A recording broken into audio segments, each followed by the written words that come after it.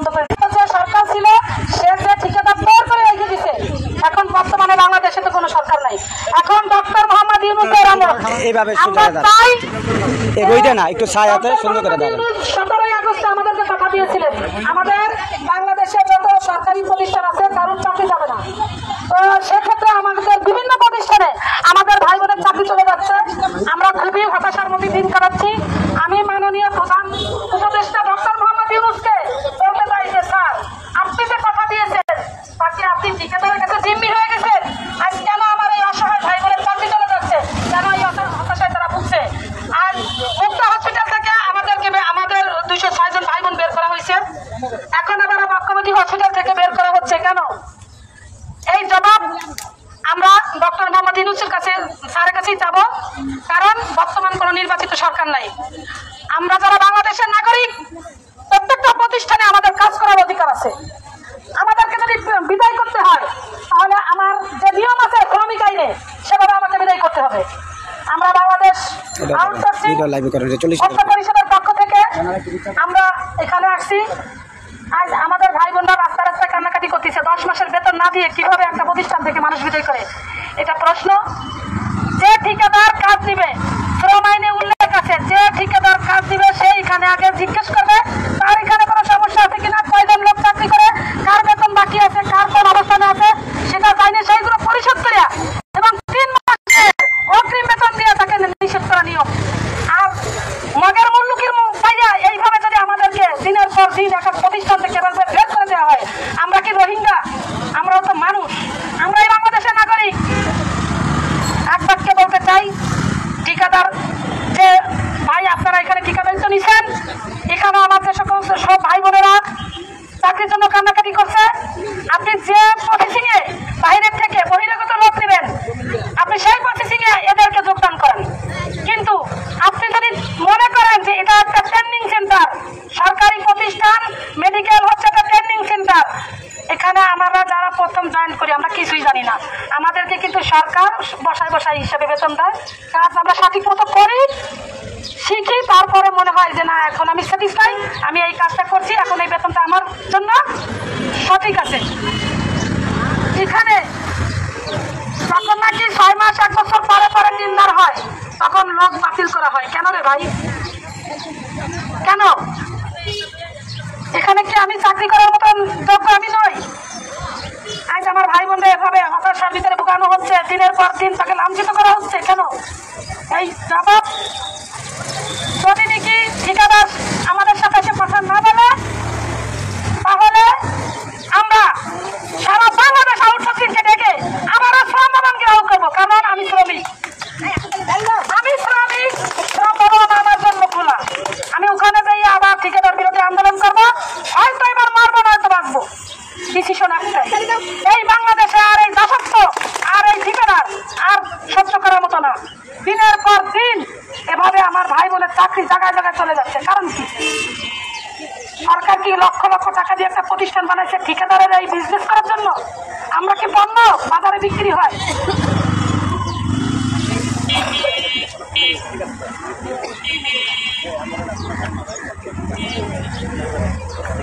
আসসালামু আলাইকুম প্রিয় বোনের আমার, আপনারা কান্নাকাটি করবেন না। আমরা আপনাদের এই আজকের যে এই বড় একটা দুর্ঘটনা, এই দুর্ঘটনার বিষয়টা নিয়ে আমাদের মন্ত্রণালয় আমরা আপনাদের বিষয় নিয়ে চিঠি দিচ্ছি এবং সচিব মহোদয়কে অবগত করছি যে উনি যেভাবে দ্রুত সময় কিছুক্ষণের মধ্যে আশা করি যে মিটিংটা শেষ হলেই হয়তো পরিচালক সাহেবকে ফোন দিবে উনি।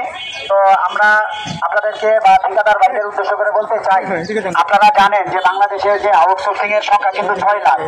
আপনারা যদি মনে করেন যে শুধু বক্রবীতি একা, তো সেটা হলো আপনাদের ভুল ধারণা। কারণ আমরা সারা বাংলাদেশের আউটসোর্সিং কর্মচারীরা আমরা কি করছি ইতিহাস একটু ভেবে তারপরে আমাদের সাথে লড়তে আসবেন।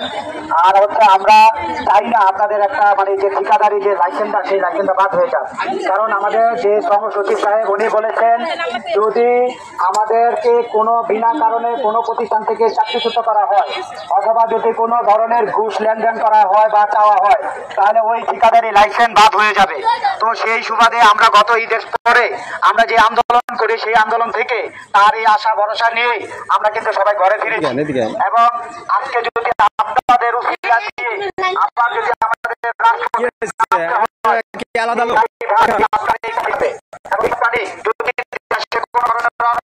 সৃষ্টি হয়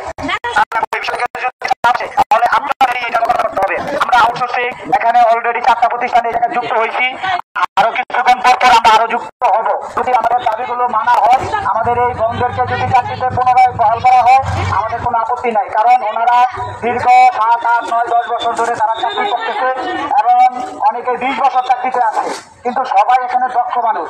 আপনারা যারা এই যে আজকে চাকরিচ্যুত করলেন, তাদের সংসার আছে, পরিবার আছে, তাদেরকে এই হাসপাতালের ভিতরে তাদের সকল শ্রম এবং ঘাম এই করোনাকালীন সময় তারা দিয়েছে, জনগণের সেবা যত্ন করেছে।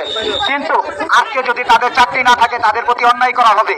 তো আমরা একটা বৈষম্য দেশ গড়ার লক্ষ্যে এবং একটা দেশে আমরা স্বাধীনতা পেয়েছি, আমরা সেই স্বাধীনতা পাওয়ার পরে আমরা কেন এখন পরাধীন থাকবো? তো শ্রম সচিব থেকে শুরু করে আমাদের যে শ্রম উপদেষ্টা সাহেব সাফাত সাহেব, উনিও বলেছেন কোনো একজন শ্রমিকের বিনা কারণে চাকরি যাবে না। তাহলে আজকে যদি ঠিকাদারের কারণে এই জাতীয় পক্ষবেদীর যদি একটা বদনাম হয়, আসলে আমরা যতটুকু দেখছি যে এই হাসপাতালে স্যাররা খুবই মানবিক এবং এরা কাজ করুক, কিন্তু একটা হচ্ছে এই যে ঠিকাদার, এই ঠিকাদার বাংলাদেশে সকল ধরনের ঝামেলা করার মূল হোতা হচ্ছে এই ঠিকাদাররা। এই ঠিকাদাররা মানুষকে 9 মাস 10 মাস বেতন দেয় না, তাদের বেতন থেকেও অনেক টাকা কেটে নিয়ে যায়, তাদেরকে বিনা কারণে চাকরিচ্যুত করা হয়, তাদের কোনো ওভারটাইম দেওয়া হয় না। তো এই ধরনের দুর্নীতির কারণে আমরা এই সরকার ডক্টর ইউনূস সাহেবকে আমরা এবং তার সাথে যোগাযোগ করি এবং তার সাথেও কথা বলি। তিনি বলছেন যে বৈষম্য এই বিরোধী আন্দোলনে আপনারা কেউ বৈষম্যের শিকার হবেন না। তাহলে আপনাদেরকে বলতে চাই, যত দ্রুত সময় এই অল্প সংখ্যক এই বোনদেরকে আপনারা পুনর্বহাল করেন, তা না হলে আজকে শুধু এই অল্প কয়েকজন মানববন্ধন দিয়ে আমরা একজন এই যে চিকিৎসা যারা করতেছে, আজকে যারা এই বাংলাদেশের যারা এখন এই হাসপাতালে সেবা নিতেছে, তাদের যাতে কোনো ক্ষতি না হয়, তাদের যাতে কাজে কোনো বিদ্রোহ না ঘটে, এই কারণে আমরা খুব অল্প সংখ্যক নিয়ে এই মানববন্ধনগুলো করছি। বাংলাদেশ আউটসোর্সিং ঐক্য পরিষদ এই বক্ষবেদীর পাশে আছে, এর সাথে সাথে 64টা মন্ত্রণালয় যত আউটসোর্সিং কর্মচারী ভাই বোনের আছে সবাই আছে। আমাদের এখানে 41,000 একটা পরিবার আছে, সেই পরিবারের লাইভ চলছে। আমরা এই লাইভে যদি ডিক্লেয়ার করি, তাহলে সারা বাংলাদেশ থেকে লোকে সেই জায়গায় একটা অবস্থা খারাপ হয়ে যেতে পারে। তো সেই ক্ষেত্রে বলতে চাই, দ্রুত সময় আপনারা এটা সমাধান করেন। এবং আমরা মন্ত্রণালয় অলরেডি সচিব সাহেবের কাছে একটা চিঠি দিছি, সেই চিঠির একটা অনুলিপি আমাদের কাছে আছে। তো এটা যত দ্রুত সম্ভব এটাকে আপনারা সমাধান করেন আপনারা। এবং এখানে কিন্তু সংখ্যা বেশি না, মাত্র 31 জন বা এরকম, কিন্তু অল্প কয়েকজন। আপনারা কিন্তু পুরনো লোকদেরও রাখছেন, সেটা আমরা শুনতে পাইছি এবং আমরা সেটা জানি। তো দ্রুত এদেরকে নিয়ে আপনারা কাজ করেন, আমাদের কোনো আপত্তি নাই। আপনারা এই বোনদের চোখের পানি আর ঝরতে দিয়েন না, কারণ এই বোনের চোখের পানি যদি ঝরে, সারা বাংলাদেশের যত আউটসোর্সিং কর্মচারী আছে তাদের বুকেও ব্যথা হয়। তাহলে আপনাদের বলতে চাই, ঝামেলা যত কম করা যায় এবং ঝামেলা যত বাড়াতে চান, আমরা ঝামেলা করতে প্রস্তুত, কিন্তু আপনারা চাই দ্রুত এটা সমাধান করেন। আর যদি মনে করেন যে এটা মানে আপনারা সমাধান করবেন না, তাহলে ব্ল্যাক লিস্টে পড়ে দেবেন। তো ভাই আপনারা একটু সতর্ক হন এবং এই বোনদের পাশে থাকেন। এই বোনদের যে প্রতিনিধি আছে তাদেরকে নিয়ে সমাধান করেন। এবং বাংলাদেশের ডেজার মহসিন ভাই আছেন আমাদের মাঝে উপস্থিত, এবং আরো অনেক ভাই বোন রাস্তায় আসছে। তো আমরা চাই না এটা আরো বড় ধরনের হয়ে যাক, আপনারা এটা ছোট থাকতে এটা খবর দিয়ে দেন। এই বলে আমি আমার বক্তব্য শেষ করলাম। এবং আর যাতে কোনো মিডিয়া যদি আনতে হয়, তাহলে আমরা সবগুলো মিডিয়া চ্যানেলকেও নিয়ে আসবো। তো আমরা চাই না এটা সারা বাংলাদেশে এই জিনিসটা হোক। তো যত দ্রুত পারেন এটা সমাধান করে দেন ইনশাল্লাহ।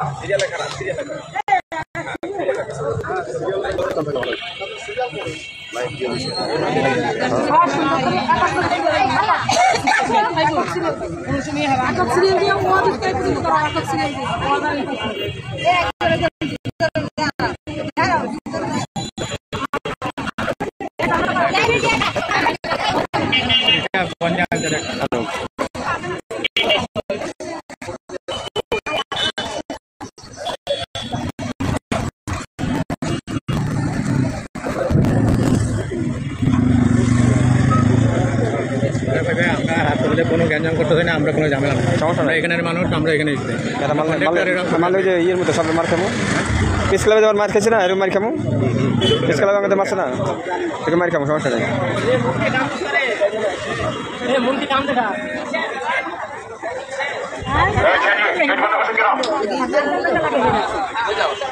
আমি আপনি খাওয়াবো না।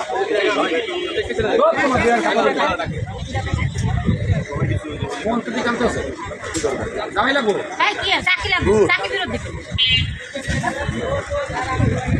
হ্যাঁ এটা দাম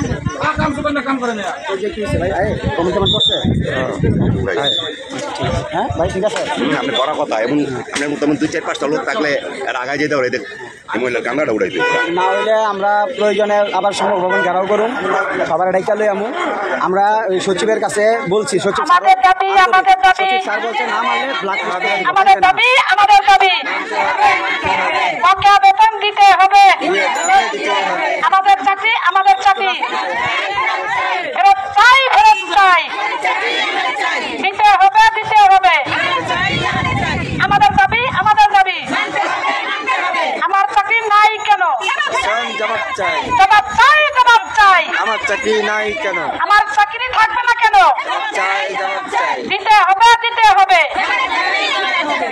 নইলে ব্ল্যাক লিস্টে যেতে হবে ঠিক এদিকে চাপেন আমাদের দাবি মানবে ঠিকাদার সাহেব নইলে আপনি ব্ল্যাক লিস্টে যাবেন কারণ ডক্টর মোহাম্মদ ইউনূস সাহেব বলে দিয়েছেন 17ই আগস্টের পরে তাদের চাকরি যাবে আর ওই ঠিকাদারের বিরুদ্ধে যদি নাকি কলকারখানায় চিঠি যায় সে ব্ল্যাক লিস্টে চলে যাবে এই বাংলাদেশে আর ম্যান পাওয়ারের কাজটা করতে পারে তাহলে কি শাড়ি চুরিও কেনা লাগবে না প্যাকেট করাও বাড়ি করা লাগবে না আমরা প্রস্তুত আছি আপনি যদি খেলতে চান আমরা রেডি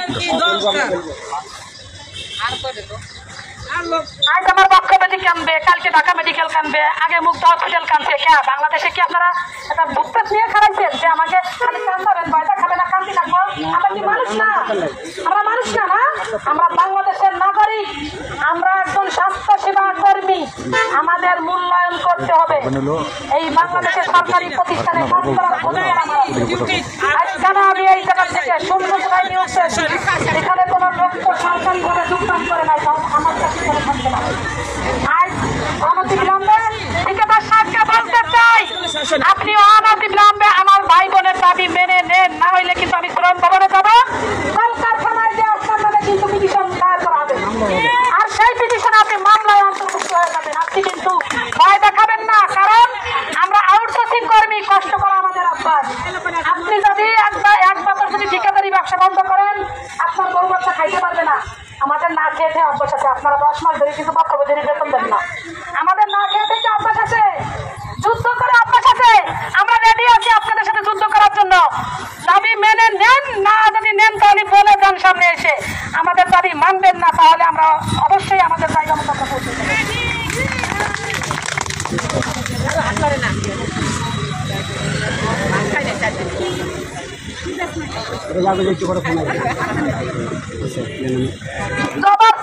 জবাব চাই ঠিকাদার সাহেব জবাব চাই আমার চাকরি থাকবে না কেন জবাব চাই দিতে হবে আমার চাকরি নাই কেন ঠিকাদার সাহেব জবাব চাই আমার চাকরি দিতে হবে বকেয়া বেতন পরিশোধ করতে হবে করতে হবে আমার দাবি মানতে হবে